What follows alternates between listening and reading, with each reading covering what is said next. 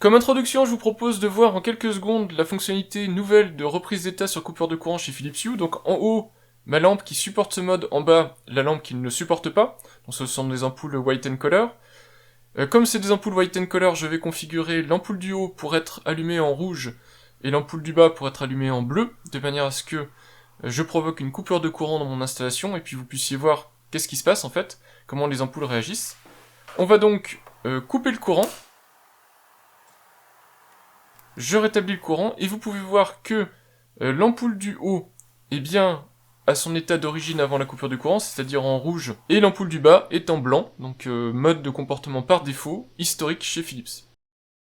Bonjour à tous, aujourd'hui je vais vous parler d'une fonctionnalité Philips Hue, fonctionnalité qui a débarqué cette semaine, donc la semaine du 13 décembre 2018, fonctionnalité qui est la reprise d'état de l'ampoule en cas de coupure de courant. Alors pour vous expliquer cette fonctionnalité, faut que je vous rappelle rapidement la situation. Donc Philips Hue c'est quand même une plateforme qui est historiquement ancienne, ça fait 6 ans déjà que Philips a sorti la génération 1, 3 ans qu'ils ont sorti la génération 2 et 2 ans je crois pour la génération 3. Toujours est-il que c'est pas une plateforme récente et pour autant il y a un bug, en tout cas ce que moi je considère être un bug historique sur cette plateforme, c'est le comportement des ampoules et des luminaires Philips en cas de coupure de courant. Alors qu'est-ce qui se passe ? Imaginez que vous avez une coupure de courant, donc sur votre réseau électrique, mais aussi tout simplement que quelqu'un s'amuse à utiliser l'interrupteur mural sur lequel est connectée une de vos ampoules Philips ou un de vos luminaires Philips. L'ampoule s'éteint, et quand vous remettez le courant, donc quand le courant revient ou quand vous réappuyez sur l'interrupteur, l'ampoule revient à son statut pleine puissance allumée.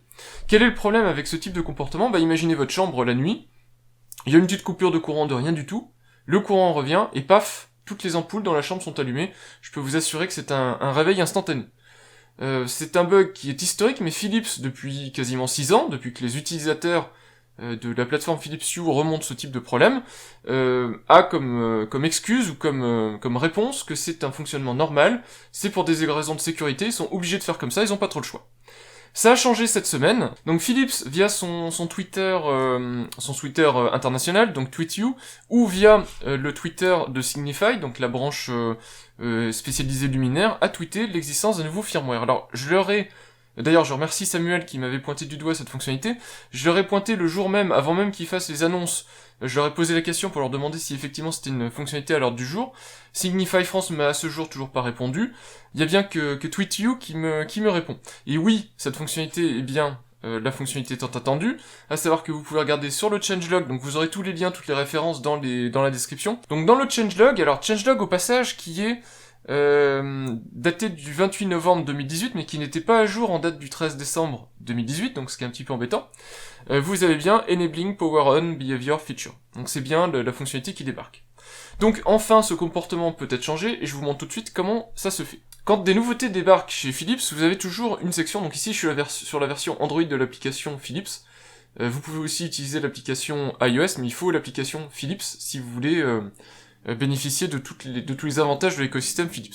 Vous avez toujours ici dans la partie Explorer, donc dans l'onglet Explorer, vidéo explicative, et en général c'est là où vous avez les nouveautés qui arrivent, donc vous avez comment configurer tel ou tel truc. Alors, tout n'est pas toujours présent, par exemple ici je crois qu'il n'y a pas la reprise sur coupure de courant. Donc moi ce que je vous conseille si vous voulez voir ce qui se passe, c'est pour le moment vous pouvez aller dans Nouveautés, c'est une nouveauté donc c'est présent ici. Alors, il n'y a pas beaucoup d'informations sur comment il faut faire, donc je vous explique rapidement. La première chose à faire, c'est que vous allez dans Paramètres, et puis vous allez dans Mise à jour du logiciel. Alors ici, l'application va interagir avec le pont Philips Hue, et normalement, à la fin du scan, vous listez l'ensemble de votre installation, avec l'état courant des firmware de chaque ampoule, chaque luminaire, etc. Une fois que la recherche est faite, alors ça peut prendre quelques secondes, voire une trentaine de secondes, donc soyez patient. Vous verrez ici s'il y a des mises à jour à faire, et en général, si c'est la première fois que vous le faites, en tout cas, suite à cette annonce, et que vous n'aviez pas lancé l'application, ça va se lancer. Vous pouvez lancer les mises à jour automatiques, donc si vous l'avez fait, là vous aurez... Le pont en fait s'occupe de tout. Donc normalement les mises à jour auront déjà été faites. Vous avez les notes de publication, donc en fait ça vous renvoie vers le changelog en gros, qui est là derrière. Et puis ensuite vous avez tous vos équipements. Donc ici vous avez, alors je vous montre pas tout, mais ici vous avez par exemple première ligne, vous avez le pont Hue, pont Philips Hue, avec son numéro à gauche BSB 002, c'est son numéro de matériel, de version matérielle, et puis à droite 18.10.25 13.52, c'est sa mise à jour de firmware. Donc c'est celle-là que je vous évoque, puisque vous voyez que 18.10.25 ça veut dire 25 octobre 2018, donc c'est un firmware qui date d'octobre, qui a été daté du 28 novembre et qui a été officiellement communiqué le 13 décembre. Donc vous voyez que Philips peut améliorer un petit peu sa communication à ce sujet. Il vous faut ce firmware-là sur votre pont, et à ma connaissance, ça ne marche qu'avec le pont V2, donc le pont carré, pas le pont rond. Donc si vous avez le pont rond, je crois que vous ne pouvez pas, pour l'instant en tout cas, bénéficier de cette fonctionnalité. Ensuite, vous avez toutes vos lumières, et vous verrez ici que dans mes lumières, je vais vous prendre lampadaire haut et lampadaire bas, je vous fais un zoom, vous verrez que ce sont deux ampoules Philips Hue couleur, mais que les deux n'ont pas le même numéro de firmware, n'ont pas la même mise à jour, ce qui veut dire que pour mon lampadaire haut, je pourrais utiliser la reprise sur coupure de courant, pas sur mon lampadaire bas. Ça, c'est quelque chose qui est connu par Philips, qui est en cours de déploiement. Il y a certaines ampoules c'est déployé par phase, certaines ampoules sont mises à jour, d'autres non, c'est pas cohérent au sein de votre installation. Donc vous pouvez vous retrouver dans une pièce avec plusieurs ampoules, certaines ampoules ont la fonctionnalité, d'autres non. Encore une incohérence chez Philips. Toujours est-il que vous pouvez passer dans la liste et puis voir ce qui est à jour, ce qui est pas à jour, et une fois que vous avez fait vos mises à jour, ou vous êtes assuré que vos mises à jour sont faites, vous pouvez aller dans le nouveau réglage qui est ici, comportement à l'allumage, donc toujours dans la section paramètres. Paramètres, comportement à l'allumage, vous allez dedans, et puis là vous allez avoir la liste de vos lumières, et puis c'est pour ça que je vous ai présenté avant cette histoire de mise à jour, vous verrez qu'il y a des luminaires qui sont indiqués comme non supportés. Alors, pour la plupart des lampes, en tout cas Philips sur son Twitter, donc le Twitter TweetYou ici, a confirmé que l'intégralité des ampoules allait être mise à jour. Mais, de ce que j'ai compris en tout cas dans le thread, le pont V1 n'est pas supporté, et c'est phasé. Donc vous avez des ampoules qui ne vont pas être mises à jour. Donc vous voyez que moi dans la liste, tout ce qui est en orange ici est actuellement non mis à jour. Alors on va faire un exemple. Ici je vous ai mis ma lampe qui s'appelle en fait lampe de bureau, qui elle est mise à jour. Et puis juste au-dessus là, mais je peux pas vous la montrer, j'ai le plafonnier qui lui n'a pas pu être mis à jour, c'est une ampoule couleur. Donc ce que je vais faire, c'est que je vais vous faire un exemple avec ma lampe ici, lampe de bureau, donc branchée sur la lampe de bureau pour vous montrer que ça marche, et puis ensuite je vous mettrai l'ampoule du plafonnier ici, et puis je vous montrerai que ça ne marche pas, et comment tout ça se règle. Alors, cette lampe ici, son entrée c'est là, c'est lampe, et puis vous voyez qu'il y a une icône ici, vous cliquez sur lampe, et puis vous voyez que vous avez deux réglages. Le premier réglage, c'est le réglage historique de Philips, celui qui soi-disant ne peut pas être changé, et le plus logique, et voilà, celui depuis lequel ça fait 6 ans que Philips communique sur Reddit et sur un tas de forums en disant c'est normal, c'est le comportement qu'on veut, c'est l'allumage pleine puissance standard. Le deuxième en dessous, c'est l'allumage reprise, c'est-à-dire que quand il y a une coupure de courant, et je vais vous montrer ça tout de suite, eh bien la lampe revient dans son état initial. Alors je vais vous faire tout de suite l'exemple, donc j'allume le bureau, et puis je le mets luminosité à fond, et puis je simule une coupure de courant en appuyant sur le bouton. Coupure de courant, je rallume la lampe, qu'est-ce qui se passe? Vous voyez que la lampe est allumée.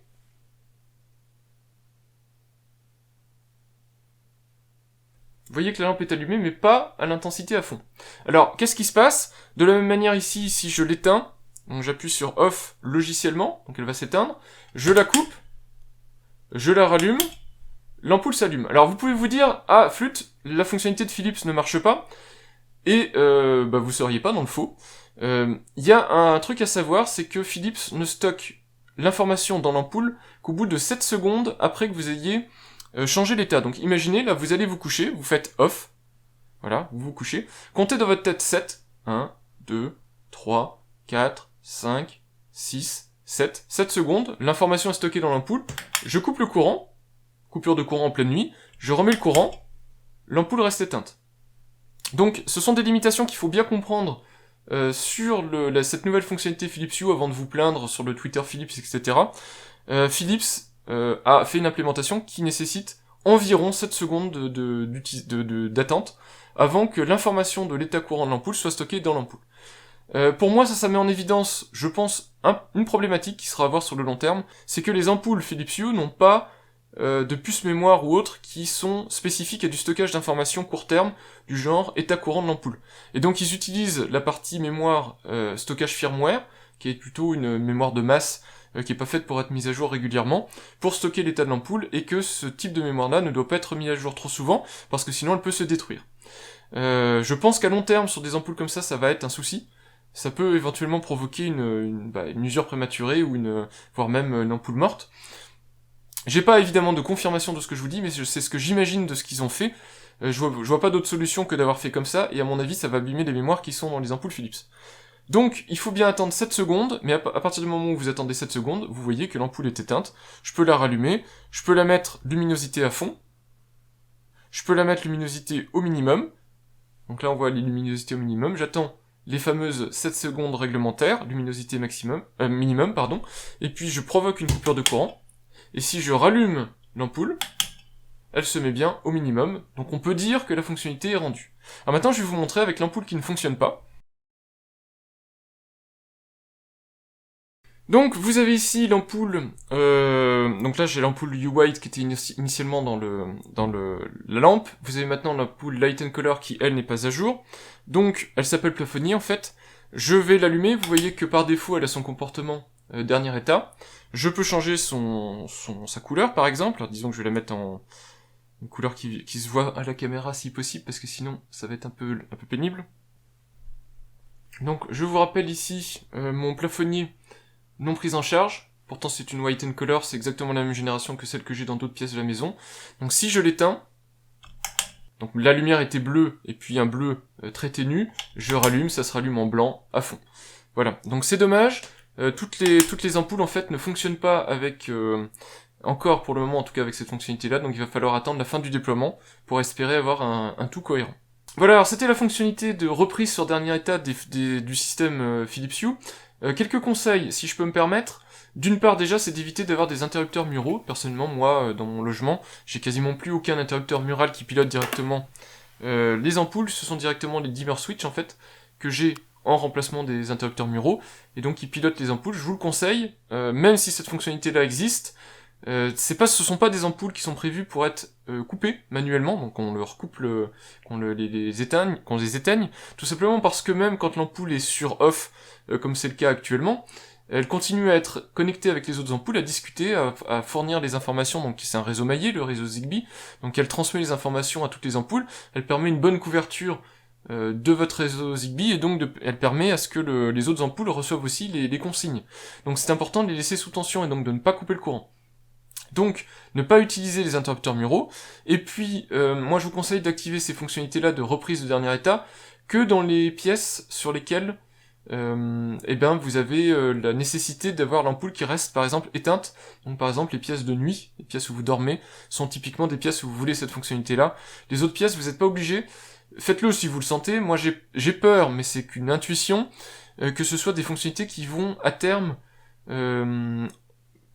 accentuer le vieillissement de l'ampoule. Et je trouverais ça dommage qu'une ampoule claque parce que sa mémoire a été écrite un trop grand nombre de fois, et que sa mémoire à la base n'était pas prévue pour le faire.